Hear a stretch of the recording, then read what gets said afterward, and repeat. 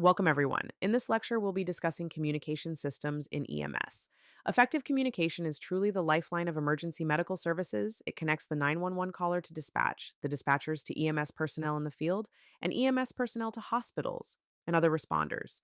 When someone calls for EMS, a whole network of communication springs into action to get help moving in the right direction. In this presentation, we'll explore how our radios and communication devices work, what components make up the EMS communication system, and best practices for using them. We'll also discuss real world examples of why clear communication can save lives and how modern technology is improving how we connect during emergencies. By the end, you should understand not just the technical terms like simplex, duplex, multiplex, or biotelemetry, but also why good communication skills are just as important as medical skills for EMS personnel. First, let's cover some basic radio communications concepts. Radios are our primary communication tool in EMS. They work by transmitting audio via electromagnetic waves through the air. When we speak into a radio, our voice is converted into a radio signal and broadcast over a certain frequency. Frequency is essentially the rate at which these electromagnetic waves oscillate and is measured in hertz, meaning cycles per second. You can think of frequency like channels. A radio tuned to one frequency won't hear communications on another frequency. The Federal Communications Commission groups ranges of frequencies into bands for specific uses. For example, EMS typically uses the very high frequency VHF band or the ultra high frequency UHF band. These are just different parts of the radio spectrum. But why does this matter? Different bands have different characteristics. VHF waves have longer wavelengths. They can travel farther over open distances and hilly terrain, but they may be more prone to static and need longer antennas. UHF waves have shorter wavelengths. They are better at penetrating buildings and urban obstacles, but their range is slightly more line of sight. In practice, you might work in a rural EMS service using VHF radios to cover wide areas, or an urban service using UHF or 800 megahertz radios for city communications. The key takeaway is this: our radio signals need to be on the correct frequency band allocated for EMS so that we can reach dispatch and other units clearly. Now, let's look at the components of an EMS communication system. Basically, the equipment and types of radio setups we use. There are several key pieces of hardware. Base stations. These are powerful two-way radios at fixed sites. Think of the radios at the dispatch center or a hospital ER. A base station usually has a large antenna, often on a tower or building rooftop, and runs on high power, giving it a big range. It's the hub that can communicate with units in the field over long distances. For example, the county EMS dispatch center's base radio might broadcast with 100 watts and reach every corner of the county. Mobile top transceivers. A transceiver is a device that can both transmit and receive. Mobile transceivers refer to the radios installed in vehicles, in our case, ambulances or fire apparatus. These mobile radios usually operate at medium power and have an antenna mounted on the vehicle. They allow crew members to communicate with dispatch or medical control while in the ambulance. Mobile radios have better range and clarity than handhelds because of their higher power and better antenna, but they're only useful when you're in the vehicle. Portable transceivers. These are the handheld radios that EMS personnel carry on their person. Portables are battery powered and lower power. They have a shorter range, but they are crucial for when you're away from the ambulance, such as at a patient's side. A portable lets you stay in touch with your partner or dispatch on scene. However, because of their limited power and small antenna, portables might not directly reach a faraway base station, especially if you're inside a building or in a rural area. We often rely on the system's infrastructure, like repeaters, which we'll discuss next, to boost their signals. All of these components, base, mobile, and portable radios, work together so field providers can communicate with one another and with command centers. Now, aside from the hardware, radio systems can be set up in different modes that describe how signals are sent and received. The main modes you need to know are simplex, duplex, and multiplex, as well as analog versus digital signals. Simplex communication is the most basic mode. It's like a one-lane road for radio waves. In a simplex system, radios transmit and receive on the same frequency, so only one person can talk at a time on that channel. When you key the mic to speak, anyone else on that channel has to wait. When you're done, they can reply. Think of walkie-talkies. You press to talk, say your message, then release the button to listen. Simplex is common for short-range communications or backup channels. Duplex communication uses two different frequencies. one for transmitting and one for receiving, which allows for simultaneous two-way communication. This is like a two-lane road. You can talk and listen at the same time. A regular telephone is a good analogy. In EMS, a full duplex radio system might be used in specialized setups. For instance, some dispatch consoles or repeater systems create a semi duplex experience. One practical example: when an ambulance crew uses a cellular phone to talk to the hospital physician, both can interrupt or speak concurrently, unlike a push to talk radio.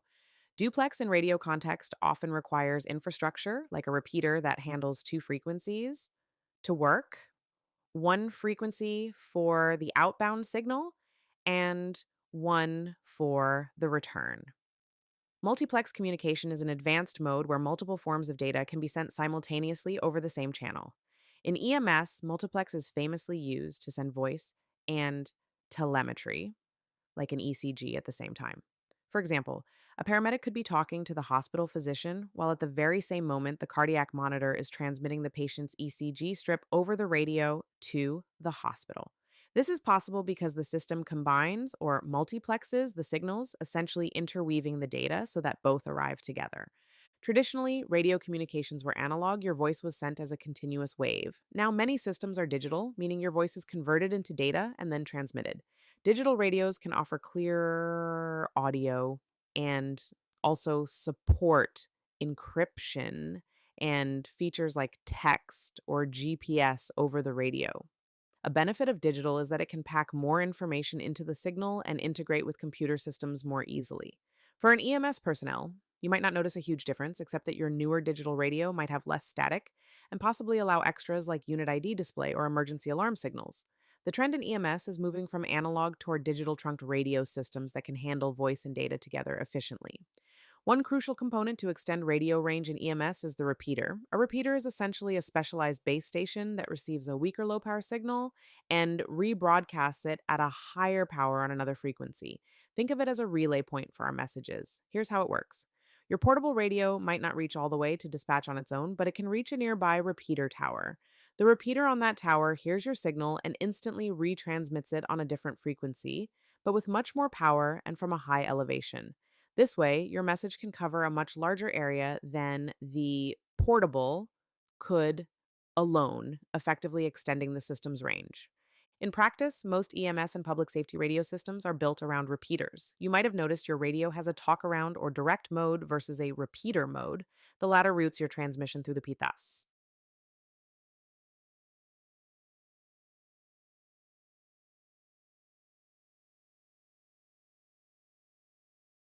If that repeater fails or you switch to direct, your range shrinks to just the nearby area.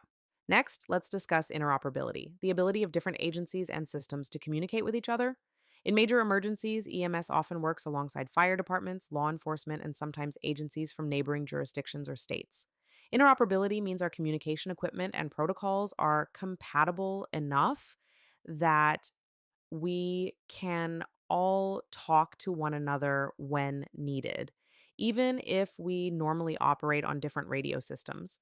This has been a big focus in public safety ever since incidents like 9/11, where responders from various agencies had trouble coordinating because their radios weren't on the same systems.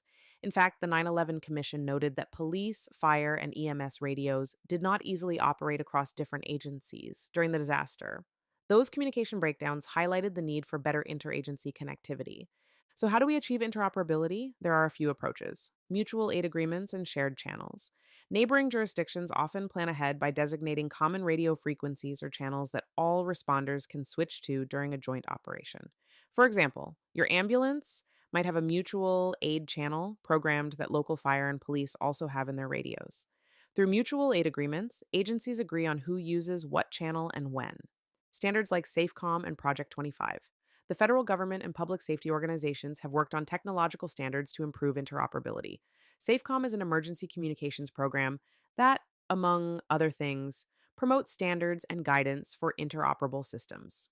Project 25 is a set of standards for digital two-way radios used by public safety. P25 radios, regardless of manufacturer, are designed to be compatible with each other. This means a P25 compliant EMS radio can potentially communicate with a P25 police radio, even if they're from different makers or normally on different systems. Think of a large highway accident on the border of two counties. EMS units from both counties, state troopers, fire department, and maybe an air medical helicopter all respond. If each had completely isolated comms, chaos would ensue. With interoperability planning, perhaps they all have access to a statewide medical coordination channel or an incident command channel. Beyond traditional two way radios, cellular technology has become a huge part of EMS communications. It's hard to imagine life without cell phones now, and EMS is no exception. Many EMS providers carry cell phones or smartphones, and many agencies even issue work cell phones or tablets to crews. Here's how cell tech integrates into EMS plain cell phone calls. Sometimes the easiest way to communicate is just a phone call. Crews might call the hospital directly via cell phone to give a patient report, especially if radio channels are busy or if they want to have a longer conversation without tying up the radio. Phone calls can also serve as backup if your radio fails or you're out of radio range. Dispatch centers can patch telephone calls into radio networks. For instance, a medical control physician on a phone line can be connected through dispatch to speak to units over the radio. Also, unlike most radio channels, phone lines are typically recorded, which is useful for medical direction or legal record keeping. If you call a base station or dispatch via phone, those calls are often logged and recorded just like radio traffic. This can be important for reviewing critical calls later. Smartphones and apps. Modern smartphones are essentially mini computers and are being leveraged in EMS. According to our slides, smartphones allow users to take and send photographs or videos, use GPS, and access medical applications as part of patient care or communication. For example, EMS personnel might use a phone's camera to send a photo of an injury or the scene to the receiving hospital with appropriate permissions to better convey information. GPS is heavily used. While ambulances have dedicated GPS for navigation, a smartphone's map can be a handy backup to find an address or to share your location with other responders. Medical apps might include drug, dosage calculators, protocol reference guides, language translation apps to communicate with patients, or even telehealth apps that connect you with a doctor via video. Some EMS systems now use secure messaging or telemedicine apps where they can send patient data or ECGs to the hospital over a cell network instead of radio. A concrete example is an app that alerts a cardiologist about an incoming heart attack patient and shares the 12 lead ECG image, all via cellular data, which can be faster and more detailed than a voice report over radio. FirstNet and priority communications. One of the lessons from disasters is that public cell networks get overwhelmed, as mentioned with 9/11, where phone lines were overrun. To address this, the US built FirstNet, Nation broadband network dedicated to first responders. EMS agencies can subscribe to FirstNet for their devices. What this means for you? During big emergencies or crowded events, your agency issued smartphone on FirstNet has priority access to cell towers, so you can still send that vital info or make calls when regular users might be getting busy signals. FirstNet basically gives EMS a fast lane for data and cellular communication. In day to day terms, you might not notice, but in a crisis, it can be life saving to have that connectivity. Privacy and professionalism. With great power comes great responsibility. Having a smartphone on the job means being very mindful of privacy. Patient photos or videos should only be taken if necessary for care and in line with your agency's policies, and usually with patient consent unless it's not possible and it's crucial for treatment. Never share or post any patient info on social media. This is a serious HIPAA violation and just unethical. The slide reminds us to be aware of privacy implications regarding photographs or videos. In practice, that means if you use your phone to assist in patient care, like snapping a photo of medication bottles to show the ER, or video calling a doc for guidance, ensure that data is kept secure and only shared with those who need it for patient care. Many services require any such media be deleted after use or uploaded to a secure system. To illustrate the integration of cellular tech, imagine you arrive at a multi car accident on a highway. You have multiple patients. You might use your radio to update dispatch, but simultaneously use a smartphone app to triage, maybe scanning tags or entering patient info that automatically goes to the hospital. Use your phone's GPS to send your exact location to incoming units, and even take a quick photo of the crash mechanism for the trauma team. All of this can happen in real time thanks to cellular data. 20 years ago, none of that would be possible. You'd be limited to voice descriptions over radio. Now, with the smartphone revolution, EMS communication is faster, richer, and more versatile, provided we use it wisely. Always balance the utility of these tools with patient confidentiality and your local protocols. One fascinating modern development in EMS communication is automatic crash notification, ACN. If you've heard of services like OnStar in vehicles, you already have an idea of what this is. ACN refers to systems in vehicles that automatically contact emergency services when a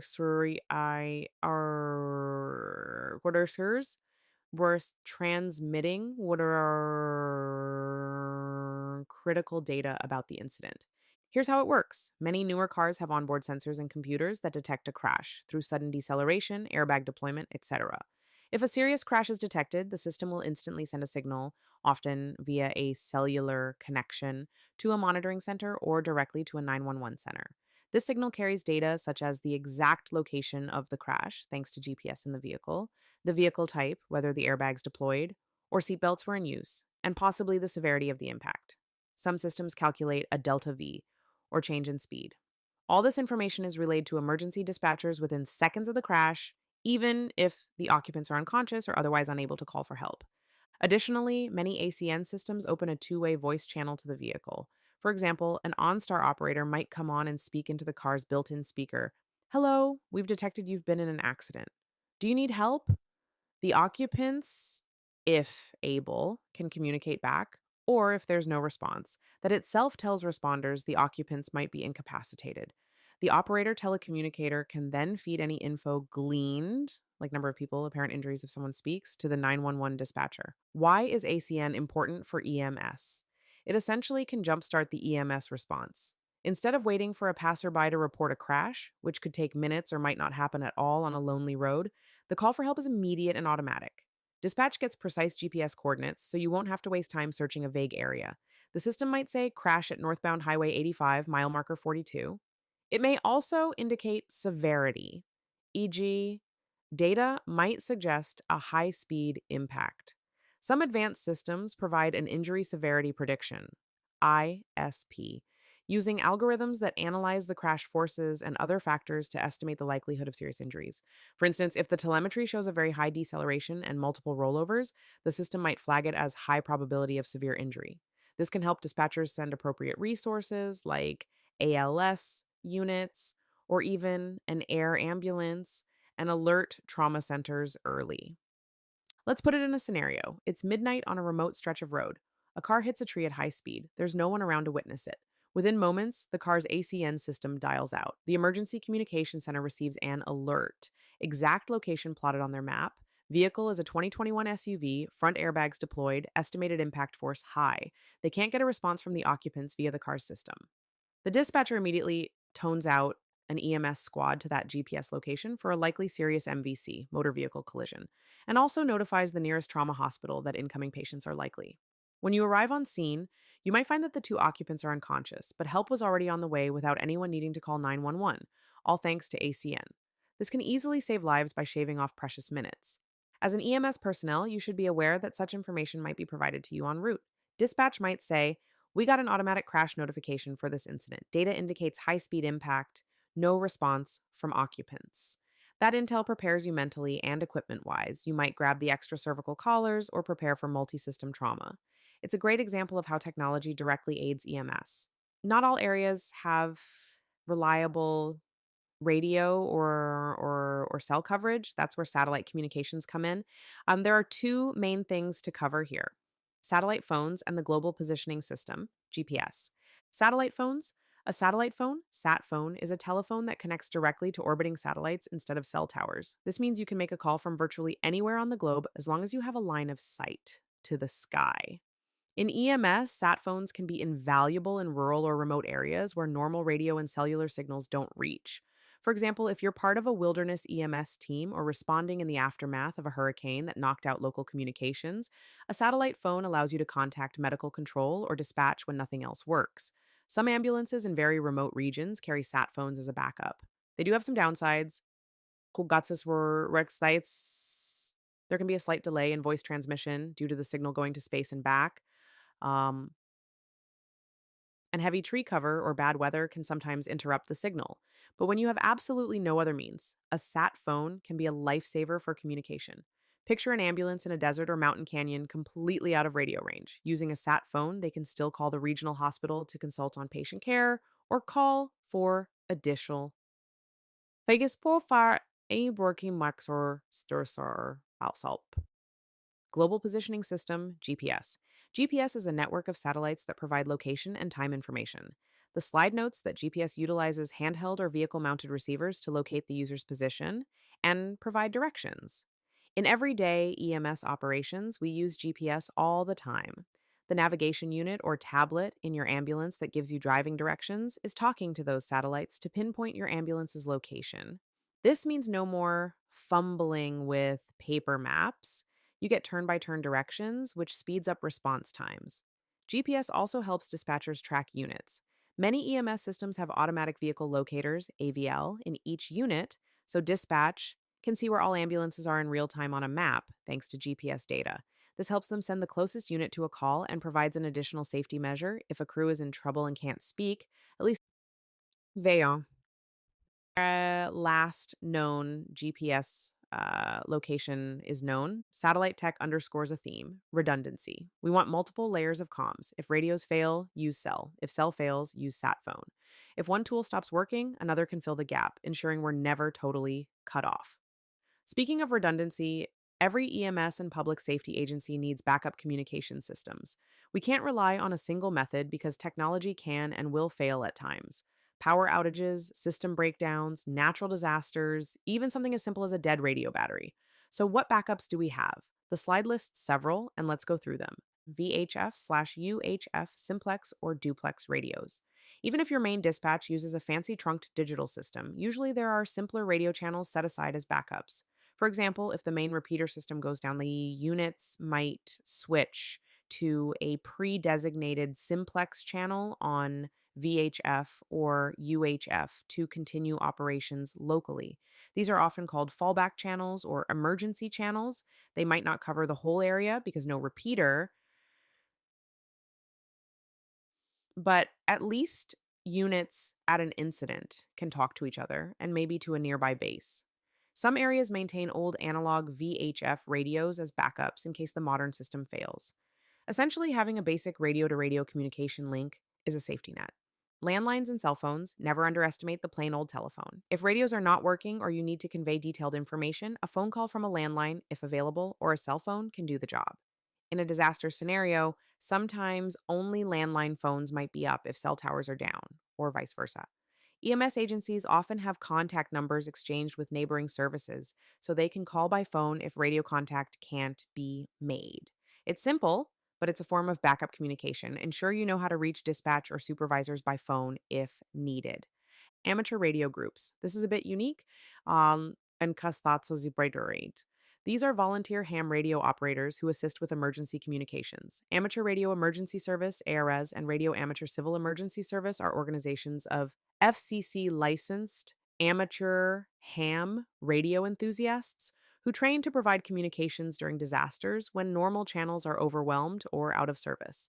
They can set up radios on amateur frequencies, which can sometimes reach very far, even worldwide via HF frequencies. And they often have portable equipment that can run on generators or batteries. In large scale emergencies, you may find ARES or RACES volunteers at emergency operations centers or hospitals, passing messages when phones and public safety radios fail.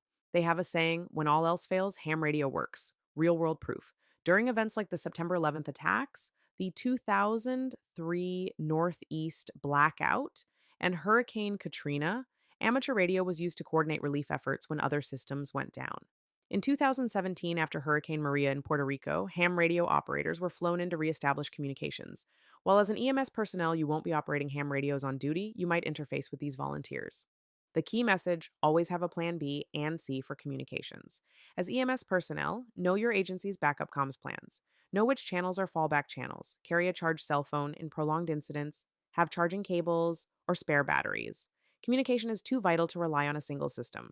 Good systems have layers of backups so that even in the worst case scenario, some form of information flow continues. We will wrap up communications part 1 here. I can't wait to continue this adventure with you in the next part.